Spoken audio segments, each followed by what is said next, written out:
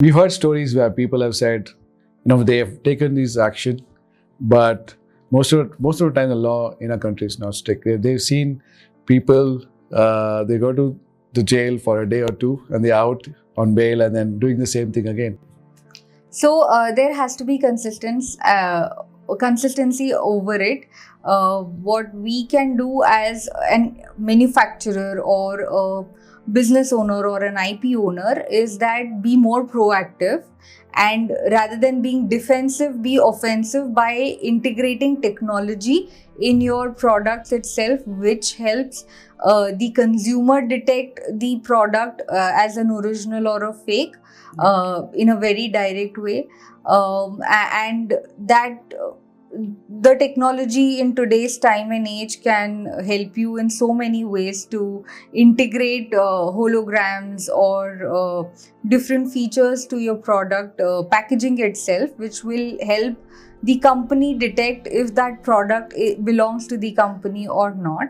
And also, as a business leader, we can do more. One more proactive aspect is go ahead and talk about those features to our consumers in a way where we don't disclose the technology, but we at least let them know that and educate them personally that they can also detect the originality of the product through the process. Nice. Right.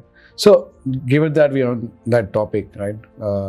Technology. So, what in your experience, what have you seen as what has changed, and how has technology helped in terms of both registering your IP and protecting your IP? So, technology has definitely helped people conduct the whole process of registration in a faster mode. And since it is online, it helps people save all their time and energy. And it is also cost effective when it comes to registration. And the second part was in terms of protection also. People are now able to, like you said, that the cases would prolong for a longer period of time without consequences or so. It's not in most of the cases, but to have a log of all those cases and detailing of all the counterfeiters, etc., can now be stored in a database management manner, and that only helps the company understand of any repeat offender or any such repeat activities. And the data management systems in itself help the company to look at the larger picture and not just one single incident. Right. So we've seen that the world is now changing a lot, and people are shopping a lot online, doing things lot of things are happening online as well.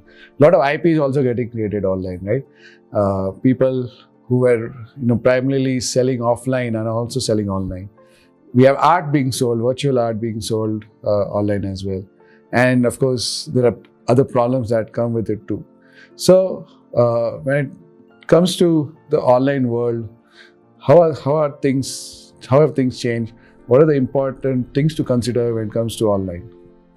So, one factor that needs to be understood by each and every one of us is that when we speak of intellectual property rights, it comes from the adjective called intelligent, and any human intelligence, when used to create a property, is then only attributed to intellectual property rights, and then only can it be converted into an intangible asset form. So anything which is generated 100% in a computerized format, be it through AI or ML, it is not going to get the tag of intellectual property rights in any of its types. And that is where if at all there is a human intervention into creating that property, that will still stand a chance of getting some registration.